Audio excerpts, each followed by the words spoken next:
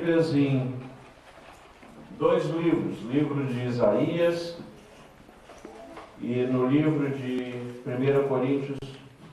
Eu vou estar ministrando hoje sobre o quadrelo. Fala, quadrelo. Ótimo. O que é isso, Paulo? Quem sabe o que é quadrelo? Tem uma coisa a ver com quadro, né? Mas vamos lá. Isaías 64, versículo 8. Olha lá. Isaías 64, versículo 8.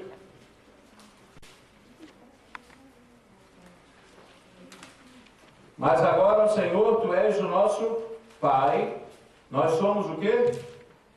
O barro. E Tu, o nosso oleiro. E todos nós, obras das Tuas mãos. Vamos repetir só essa parte. Nós somos o barro. E Tu, oleiro. Oleiro, não é olheiro.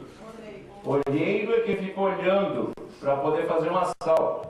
O olheiro fica ali e o pessoal faz um assalto. Agora, oleiro. Vamos lá.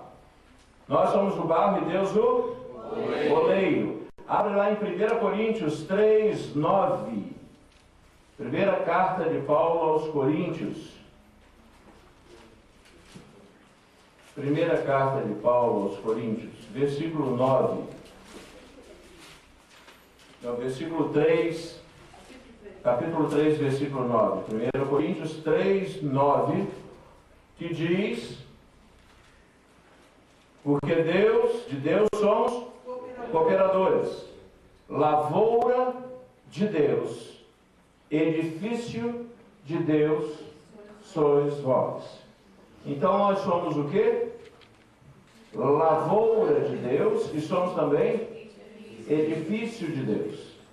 E a última passagem, voltando a Isaías, capítulo 51, verso 15.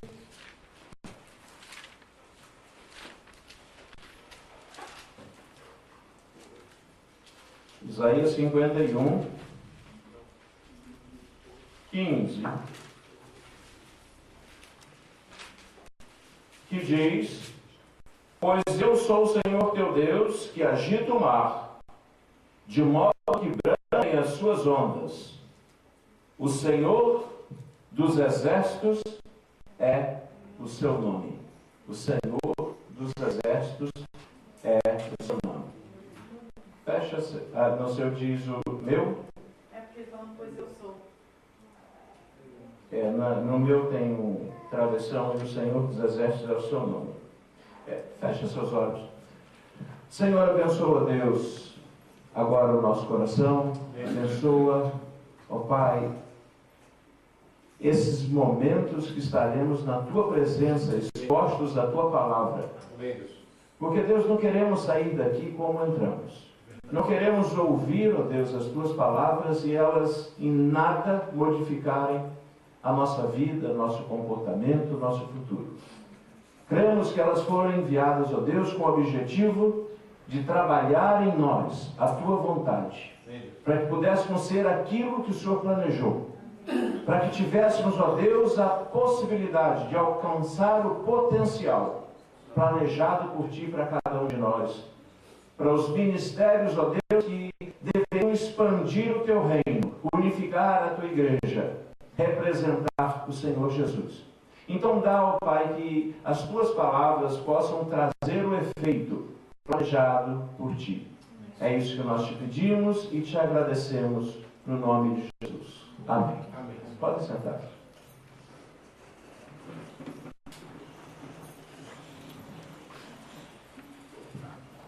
Quadrelo é uma flecha usada na época que existiam as bestas.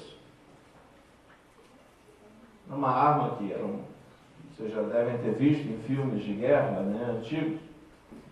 Ela era um arco e flecha e tinha uma coisa embaixo que parecia uma espingarda. Você puxa ali o arco, coloca a flecha, e a flecha geralmente tinha 4 lados, daí o nome quadrelo. Então é uma flecha muito possante, ela é diferente das outras. Então imagina, né, ela tem um lado assim, depois outro assim, depois outro assim, então ela é mortal, ela é uma arma de guerra. E eu queria compartilhar com vocês hoje sobre as 4 maneiras que Deus age conosco. Muitas vezes o nosso problema em deixarmos Deus agir é que a gente não entende a maneira como Deus está agindo. E desses 4 versículos aqui nós vimos que o primeiro diz que Deus é o quê? O oleiro. Então eu diria que um dos lados dessa flecha é Deus agindo em nós como oleiro. E nesse caso nós somos o quê? O barro. A segunda diz que nós somos lavoura de Deus. E sendo lavoura de Deus, Deus é um agricultor. E a maneira como o agricultor age é diferente da maneira que um oleiro age. Mas também diz que nós somos edifício de Deus. E para aqueles que trabalham em construção e não sabiam, Deus é um construtor. Na verdade, tudo que um agricultor, que um oleiro, que um construtor faz, tudo isso, Deus é. E muito mais. Deus não só construiu o universo físico, material, quanto também o espiritual e o próprio tempo em si. Deus sabe tudo sobre construção. Deus é um construtor. Essa seria a terceira parte aqui do nosso quadrel. E o último versículo nós lemos que Deus é o Senhor de quê? Dos exércitos. Deus é um general. Agora já pensou a nossa cabeça que confusão? Lidando com esse Deus? Não sabendo que hora que ele é general, que hora que ele é oleiro, que hora que ele é agricultor, que hora que ele é construtor. E é sobre isso que eu queria compartilhar. Porque muitas vezes nós experimentamos aquilo que acontece em nossa vida e de uma forma ou questionando a Deus, ou às vezes murmurando, ou não entendendo, porque passam de longe as regras do jogo, porque é difícil de se entender. Mas quando você percebe que todas as coisas cooperam para o nosso bem, quando você percebe que cada dificuldade que uma pessoa, em sendo um vaso na mão de oleiro, deve passar, em sendo um soldado, quantas vezes alguém aqui numa prova desejou que qualquer outra coisa estivesse acontecendo e se perguntou por que esse professor escolheu justamente o quê? O capítulo que eu não estudei. Quantas vezes o seu pai e a sua mãe disciplinaram você? Ou te deram um castigo? Ou falaram de uma maneira brava? E na hora você não gostou. Mas não gostou mesmo. E com o passar do tempo você percebeu que isso foi usado para moldar o seu caráter. Nós não gostamos de ser moldados. É difícil isso. Tem algumas coisas aqui, como por exemplo, quem gosta de passar por provações? Mas a Bíblia diz, tende por motivo de toda alegria o passar por diversas provações. Por isso que o Evangelho é meio louco, né? Quem gosta de passar por tentações? Deus usa cada tentação que não vem dele. Tentação é coisa do inimigo. Mas cada tentação se torna uma prova em nossa vida. Por isso o próprio Jesus foi tentado. Era preciso, era necessário que Jesus fosse exposto até as divisões, Paulo diz, que são necessárias. Não tem jeito de você evitar tentações, provações, divisões. A Bíblia diz que através das divisões é que os aprovados são manifestos. Mas uma divisão é uma coisa muito ruim. Uma aprovação é algo muito ruim. As tentações que nos perseguem, elas são ruins. Mas cada uma dessas coisas fazem parte de uma maneira que Deus nos molda em uma dessas 4 facetas. O ponto é que não entendemos assim. A coisa não fica muito clara numa provação, numa tentação, numa divisão, que Deus está por trás disso, observando e vendo uma maneira de usar aquela situação para que você cresça. Quem é que gosta de bênçãos? Gosta de milagres? Isso é bom. Quem gosta de passar de ano? E quem gosta de repetir de ano? Mas as duas coisas fazem parte. Porque se você não estuda o suficiente, é necessário repetir. Porque se você continua a carreira sem a repetição, você não aprende. Aquele povo que saiu do Egito para ir até Canaã, conseguiriam fazer aquele trajeto em 11 dias. Foram 40 anos de repetição. 40 anos. Quem gosta, por exemplo, de dificuldades? Quem gosta de ser discipulado? Não disciplinado, discipulado. Quem gosta de livramento de Deus? Quem gosta de traição? O ponto é que a gente tem a tendência de colocar de um lado as coisas que nos parecem boas no nosso treinamento. E aquelas que parecem ruins, nós rejeitamos. As que parecem boas, vêm de Deus. As que parecem ruins, vêm do diabo. Não é isso não. Não é por aí não. A Bíblia é muito clara que no mundo nós teríamos.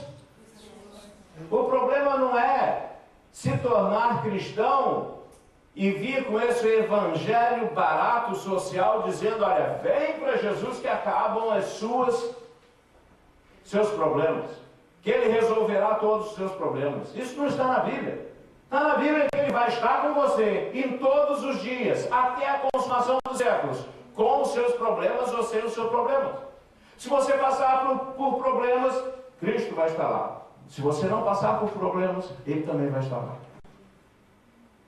Nós temos que entender, para que a gente possa crescer em Deus, que nem tudo que acontece na nossa vida é gostoso, é bom. E uma das pregações que eu gostei demais nessa semana foi de um pastor indiano que ele leu sobre a promessa de Deus para ir para Nova Canaã, para Canaã, e ali diz assim: esta é uma terra que mana leite e mel. E ele falou o seguinte: mel vem de onde? E o leite? Então vem cá. Para você ter mel, você tem que ter abelha. E abelha pica. E para você ter leite, você tem que ter vaca. E quem já foi em pasto ou em curral, sabe que vaca... Eu ainda mostro aquela foto sua. A Márcia foi lá evangelizar num local no interior lá de Pernambuco, e ela quis entrar dentro de um curral. Agora, criada em Belo Horizonte, ela não percebe que onde tem vaca tem também aqueles negócios. Não faz. Vamos chamar de stuff. Tem aqueles stuffs ali que você tem que, né, saber como andar para que você não pise. Aonde tem leite vai ter stuff. Aonde tem mel vai ter picada de abelha. Agora, se você ficar com ódio das abelhas e mata as abelhas todas, você não tem mel. E se você pisa no stuff e não gosta da vaca e mata a vaca, nunca mais você toma leite. Então, junto com o leite vem stuff. E junto com a abelha vem picada. O leite e o mel são bons. Stuff e picada são ruins. Mas eles não se separam. Ok? Então, o nosso problema na vida e no crescimento cristão é que a gente quer o leite, a gente quer o mel, mas a gente não quer saber de stuff e de picada. Porque se tem stuff na nossa vida, ou se alguém stuff em nós, ou se a gente leva uma picada, né? O que vai acontecer é o seguinte: a gente vai falar que é do diabo. E nem sempre é do diabo. Apóstolo Paulo passou por tanta provação e tanta privação. Eu não esqueço daquele missionário chinês, agora lá na Espanha, no ano passado, no Comiban, preso, sentado 24 horas por dia, sentado, acorrentado numa prisão comunista. E ele só cantava. E o hino que ele cantava é aquele: dai graças.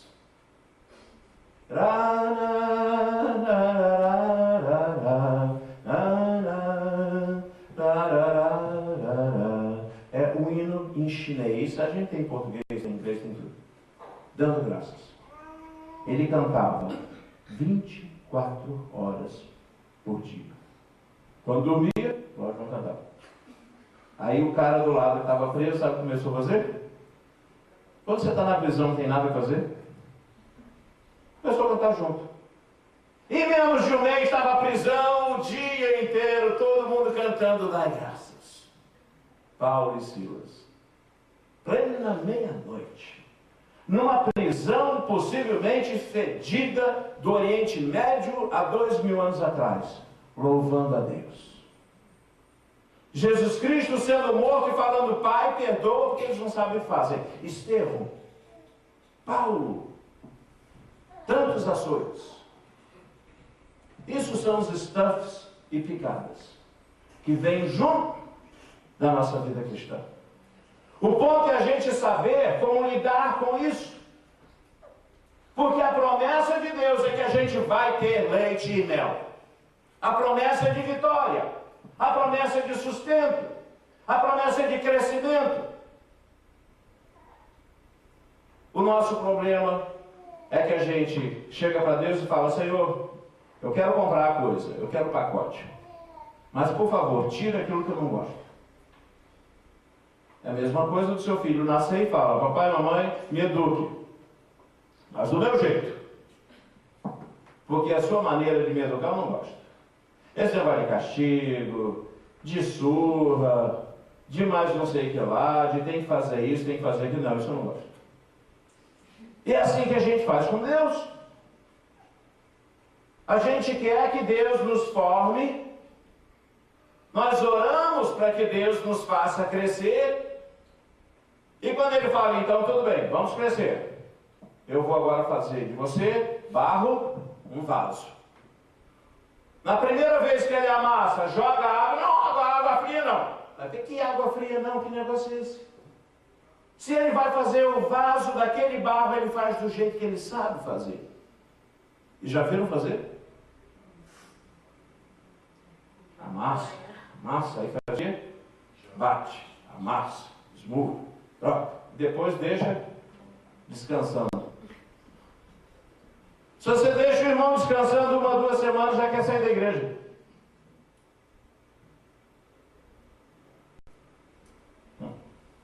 Vamos lá. Qual é a obra-prima que Deus usa como oleiro? Barro. Eu acho que é o início da nossa criação no reino de Deus. Deus aparece como oleiro. De um lado ele pega quem? Pó. Não é nem barro. A obra-prima é o pó. Aí ele joga no pó água. Aí ele começa a trabalhar. Deus como oleiro, então ele nos amassa, ele nos molha, né? A água é o símbolo da palavra de Deus, ele nos bate, ele nos molda. Se tem algum defeitozinho, ele fala, não, deixa aí assim com defeito mesmo, ou ele refaz. Ele refaz. Ele bota a gente para descansar, depois bota a gente para secar, aí vem a parte melhor, ele enfia você no forno. E tem muita gente falando, não, forno não. Fogo não. Forno não. Pois vai ficar aquele vasinho de barro, qualquer coisa quebra.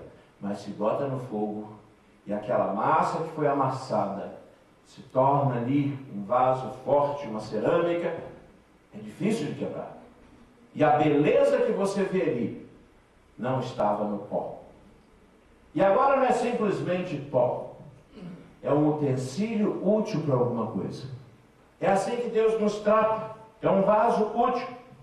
A principal transformação, ele transforma o pó em algo que vá ajudar, ser útil.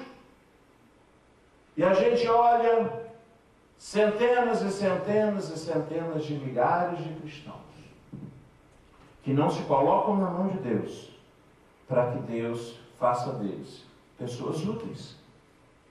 Pessoas que possam ser utilizadas por Deus e que possam ser bênção na vida de outros. Porque não deixam Deus amassar o barro.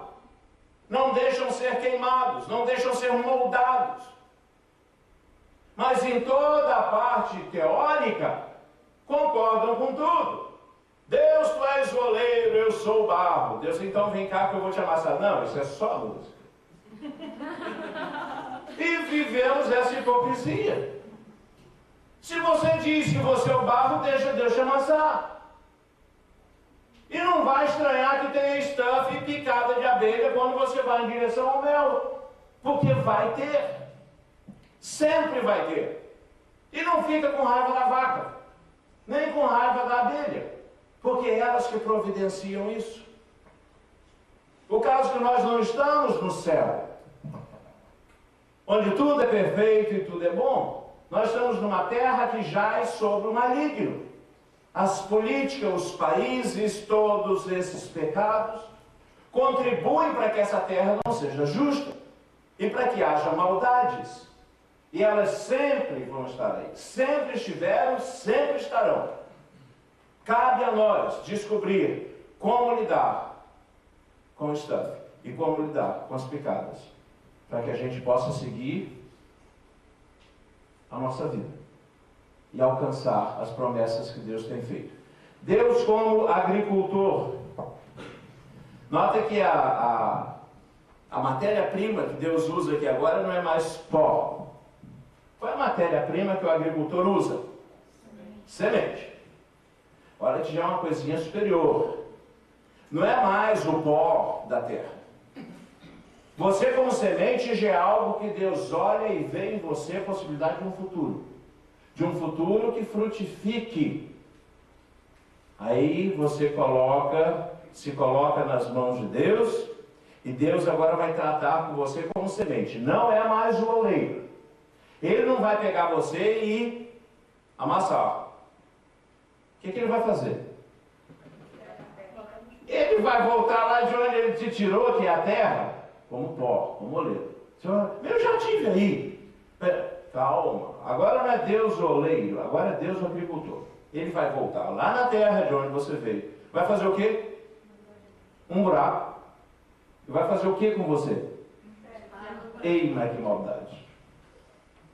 Ele vai te enterrar na terra, mais ainda. Ele, como fez com você no barro, que ele jogou água, ele vai fazer o quê? Te enterra e taca água. E você lá embaixo da terra enterrado, você, para que está tacando essa água em mim? Não era muito melhor me dar um banho aí do lado de fora, eu ficava com uma semente bonitinha, toda limpa? Agora o Senhor me envia aqui no meio desta terra, de onde eu já tinha vindo. Me enterra aqui, e agora taca água. E a resposta de Deus, eu estou fazendo isso para você?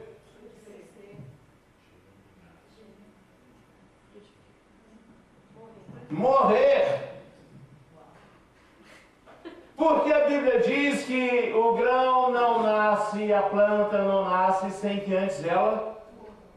E não tem nada melhor para um morto do que ser enterrado. E você chega para Deus e fala, você vai ser... Eu escolho um Deus de amor e o Senhor quer que eu morra? Mas ainda me enterra de volta na terra de onde eu vim? E hipocritamente me joga a tua palavra, a água. E Deus fala, é para isso mesmo. Eu quero que você morra. Aprenda a morrer. E aí, quando nós nos entregamos nas mãos de Deus, em confiança, porque se eu chamar você e falar, vamos fazer aqui um deal, deixa eu enterrar você vivo, você vai pensar que eu sou louco. Você vai sair de perto de mim. E para você ter certeza que o que vai sair daquele enterro da semente é algo que você não viu. É algo que só vai acontecer no futuro. Mas é algo que Deus te prometeu. O nome disso é fé. Porque com grão de semente de laranja você não vê laranjeira. Você vê só o grão de semente. Você olha em volta do buraco, você não vê laranjeira. Você olha na água, não vê laranjeira. Ainda mais enterrando o grão. Então, o princípio que existe dentro das sementes, de que elas vão morrer, e dali vai sair uma coisa completamente diferente do tamaninho da semente, vai ser uma árvore, e essa árvore vai frutificar. Tem que ter fé. Quando isso se trata da nossa vida, você tem que ter fé. Para se deixar enterrar por Deus. Para se deixar morrer nas mãos do Senhor. Porque você sabe que o que resulta disso é uma coisa completamente diferente da lagarta. Ela se deixa encasular. Ela até faz o casulo e fica quietinha ali. Porque se ela quer sair daquele buraco, daquele casulo, antes daquela fase terminar, ela morre. E se a semente sair dali, antes de se tornar uma plantinha, ela nem mais para a semente serve. Mas quando acreditamos em Deus, e acreditamos que junto com a árvore vem o enterro, vem a morte da semente, vem a escuridão, vem terra por cima, vem a sujeira de novo, e Deus fala, espera, espera, espera, porque dentro de você eu coloquei uma coisa que ninguém pode colocar nem tirar, chama-se vida. E essa vida ela vai começar, e de repente mudou tudo. E você vence a escuridão, vence o enterro, vence a morte, vence a terra, sai dali e se torna agora uma árvore que vai frutificar. E quantos vão ser abençoados, porque você resolveu crer em Deus e passar pelas fases de um agricultor e frutificar. Nosso Deus agricultor diz, você é a lavoura dele. E Ele sabe como tratar conosco. Ele sabe sobre a semente. Ele que criou a terra. E quando isso se aplica então em nossa vida física, material, espiritual, o Deus é o mesmo. E você é um livro aberto para Deus. Deus sabe exatamente que parte tem que morrer. que parte que tem que ficar. E o que sai dali é resultado de Deus.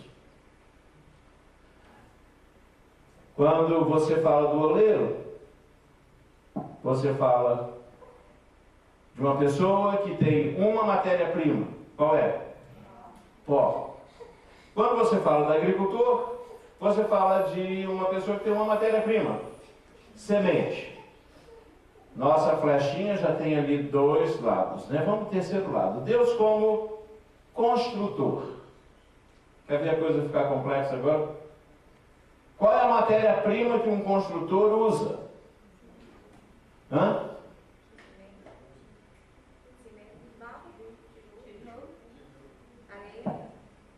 Então não é uma matéria-prima. A coisa que começou a ficar complexa, ele vai juntar um monte de matéria-prima diferente, botar tudo junto, e acaba tendo o quê? Um edifício. E aí que a coisa complica. Porque se você é prego, você odeia martelo. Ok? Se você é uma tábua, você não quer nem ver serrote ou prego. E de mais a mais, tem uma tal de tinta que vai vir sobre você e ninguém mais te vê. Porque a tinta ficou na frente toda lá. Já pensou agora um construtor em uma assembleia geral com todas as ferramentas e materiais usados e tentar resolver o caso de cada um? Sabe que prédio que ia sair dali? Nenhum. Deus está construindo em nós um edifício. Nós somos uma casa plantada sobre a rocha. Mas para sermos plantados sobre a rocha, nós temos que entender que existem materiais diferentes na construção de um edifício. E a palavra igreja, que vem do grego eclesia, quer dizer assembleia, a principal casa que tem a ver no reino de Deus, é a igreja, é o corpo de Cristo. E tanto faz eu falar de materiais diferentes para a construção de uma casa, quanto de partes diferentes para a construção de um corpo. É a mesma coisa. Abre lá em 1 Coríntios, capítulo 12. Versículo 12 em diante. Alguém me fala as horas, por favor?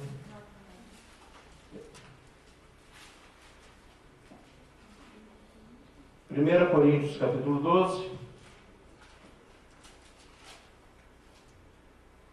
Versículo 12, porque assim como o corpo é um e tem muitos membros, e todos os membros, sendo muitos, constituem um só corpo, assim também com respeito a Cristo.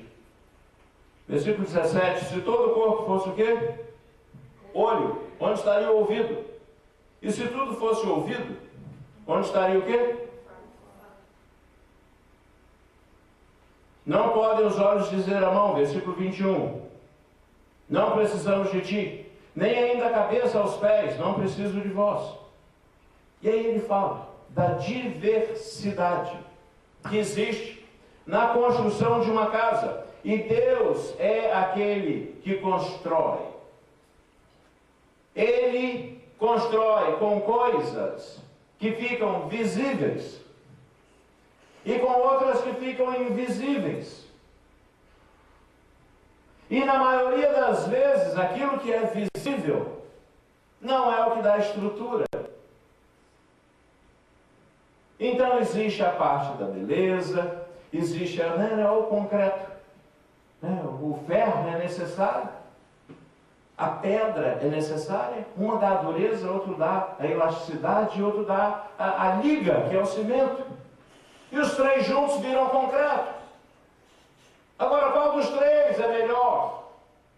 E quem deve aparecer ou não aparecer?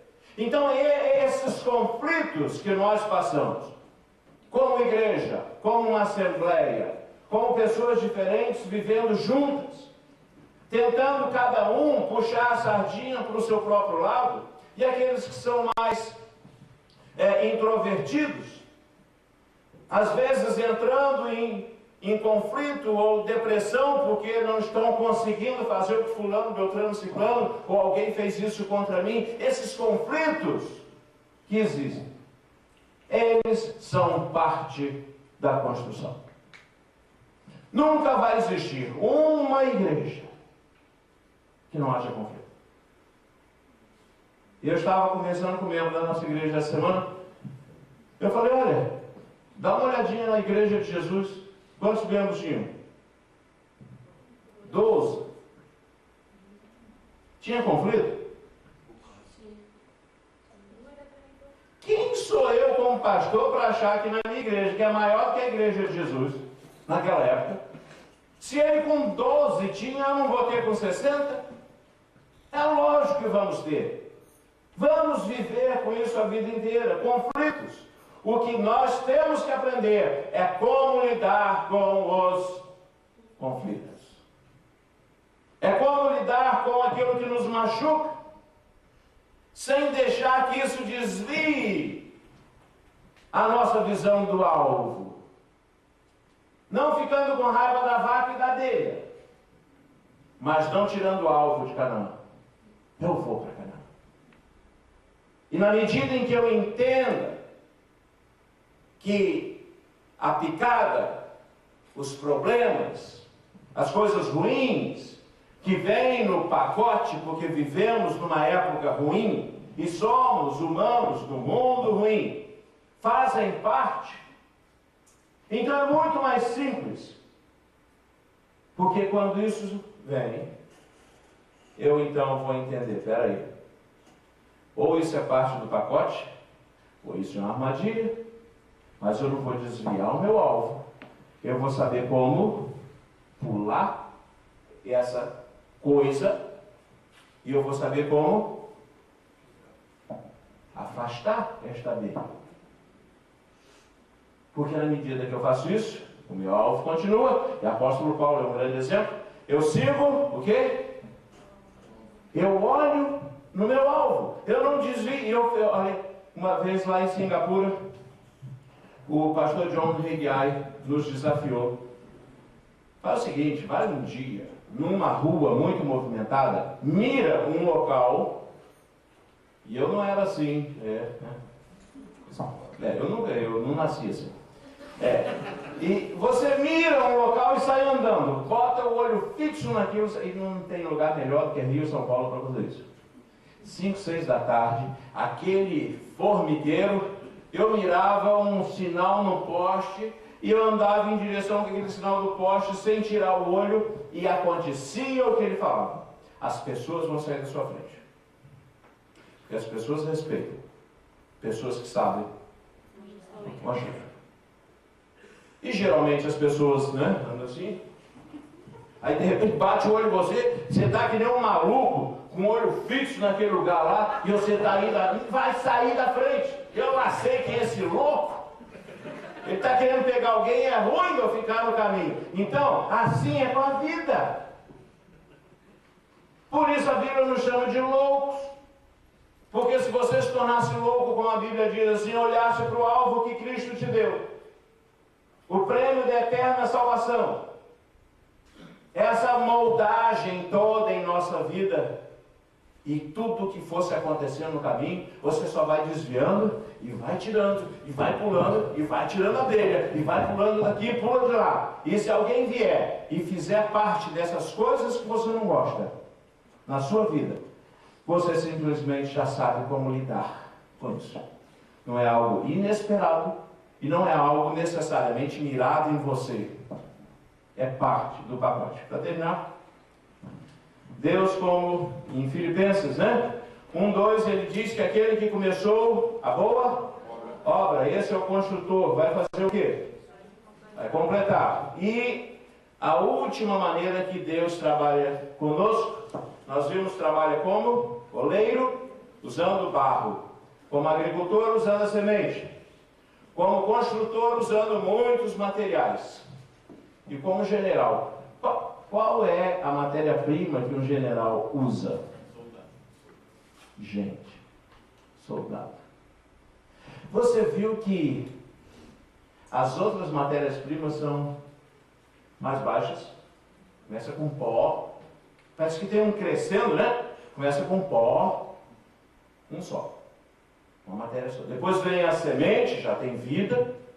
Agora já tem uma série de matérias-primas diferentes, até que chega como se formar um soldado. E é por isso que na igreja tem tanta gente que se coloca para ser vaso e aguenta Deus como oleiro. Tá bom, senhor, é amassar, botar água, me queimar. Ok, então faz.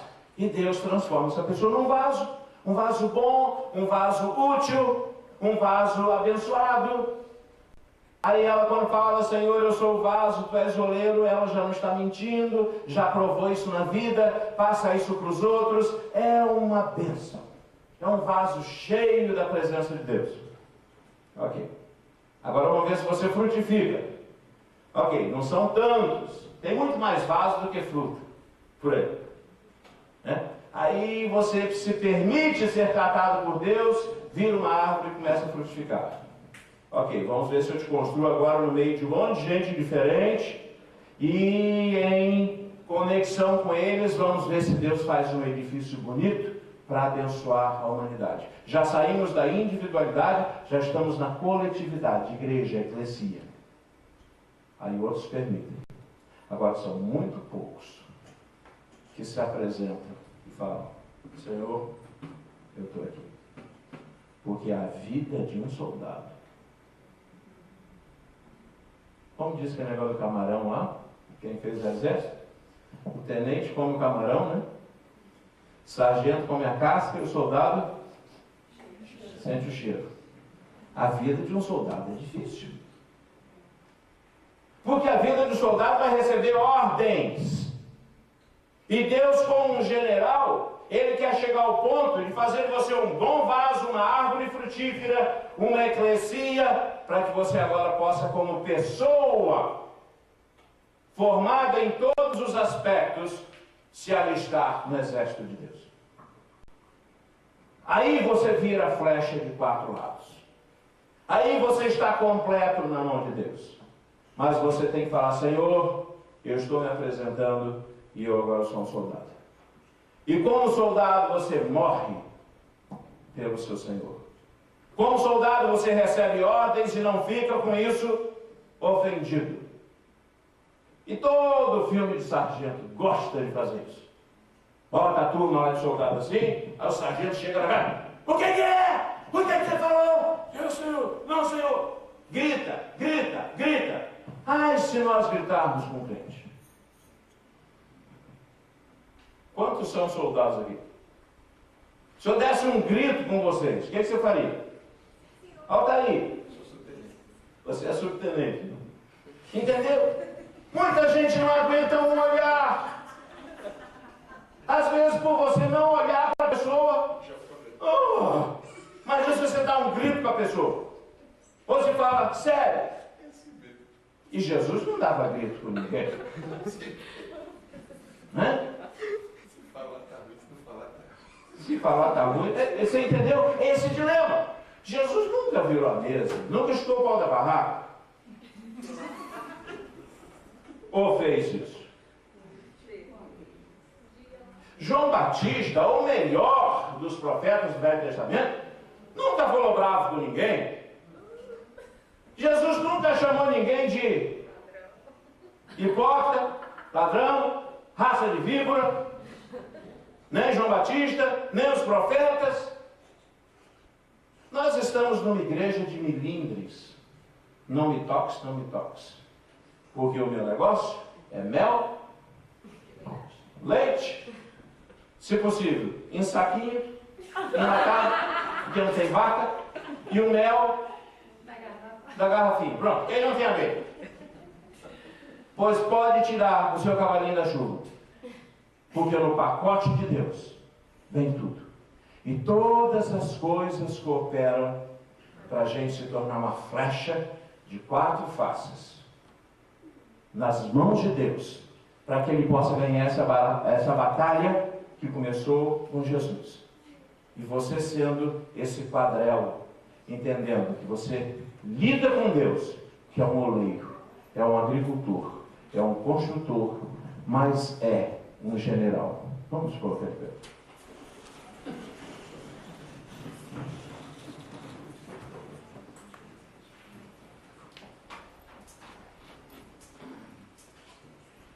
Pensa agora, para a gente terminar. Pensa nas promessas que Deus fez a você. Pensa nos alvos que você tem a alcançar na sua vida familiar, profissional, espiritual. Pensa nisso como um monte, que nem quando Caleb queria aquele monte Hebron que estava à distância, né? Pensa naquele monte lá longe, você está andando em direção a esse monte, sabendo que cada coisa que acontece na sua vida, cada uma, tem como objetivo treinar você, moldar você, construir em você algo, um ser que possa ser usado com poder nas mãos de Deus. Nada é por acaso. E Deus sabe muito bem quem você é e quem eu sou. E quantos aqui já não falaram assim: ah, eu olho agora no passado e aquilo aconteceu comigo, e hoje eu sei por que aconteceu. E por causa daquilo que eu não gostei, houve essa mudança. Isso é tão verdade que a sabedoria popular diz que há males que vem para mim. E que Deus escreve, certo, por linhas tortas, que significa as abelhas, as vacas, os muros, as provações, que Deus nos deixa passar, porque Ele sabe que nessa hora é que nós estamos sendo moldados. Então acredita, é fé, tendes por motivo de toda alegria as coisas ruins que também vêm, sabendo que Jesus está com você nas coisas ruins. O que você tem que se tornar um mestre é como lidar com essas coisas, porque elas vão continuar vindo, mas não tire seu olho, não tire sua vista, não tire sua visão das promessas que Deus deu, porque Deus não é homem para que possa mentir, porque se Ele prometeu, Ele vai cumprir. Então não atrase a sua chegada no monte, ficando num local querendo saber que vaca que passou por ali, para você dar um troco. Não faz isso, não vai adiantar. Ela vai fazer de novo lá na frente. Isso é parte da vaca. Pensa na sua vida. Pensa nas que passaram por sua vida. Continua até hoje. Deu uma picada de abelha? Não gasta tempo querendo acabar com a colmeia. Simplesmente passe ali alguma coisa, fique mais esperto. Chegou outra, se desvia aqui, afasta lá e não tire o seu olho do alvo, porque você vai chegar lá.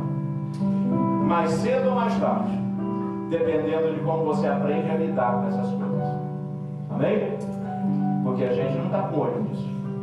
E se você vive por aí, só olhando para isso, levanta a cabeça e olha para o monte, porque essa é a presença de Deus. Que Deus te abençoe. Feche seus olhos. Senhor, abençoa, Deus, o nosso coração a entender que cada coisa contribui para o nosso bem. Se estamos nos teus caminhos, ensina-nos, ó Deus, a lidar com essas coisas ruins que aparecem em nossa vida. Sabemos que elas não são boas, não cheiram bem, doem, mas nós sabemos, ó Pai, que nossos olhos estão lá naquele monte, promessa tua, de uma terra que é ampla, que é boa e que mana leite e mel. E esta tua promessa nós vamos conquistar pela fé, e vamos estar andando nesta direção, confiados em que o Senhor está ali conosco. E o Senhor, entendendo que nessa caminhada pode haver baixas, mas nós nunca iremos desistir, porque o Senhor está conosco. E o Senhor já avisou que haveria baixas. Então dá-nos capacidade, ó Deus, para lidar com as coisas ruins que aparecem em nossa vida, com a certeza da vitória a cada dia, e estreitando, ó Deus, o tempo em que alcançaremos as tuas promessas, não gastando tempo com picuinha e com essas coisas que tanto atrapalham o Evangelho. Nós te pedimos isso e te agradecemos pelas vitórias que o Senhor tem dado a cada família aqui, as vitórias dadas a essa igreja e os desafios, ó Deus, de alcançar aqueles que não te conhecem. Dá-nos, Senhor, uma semana abençoada. E agora, em amor de Deus, o nosso Pai, a graça de Jesus Cristo, nosso Senhor, Salvador e Mestre, e a comunhão do Espírito Santo sejam com todos aqui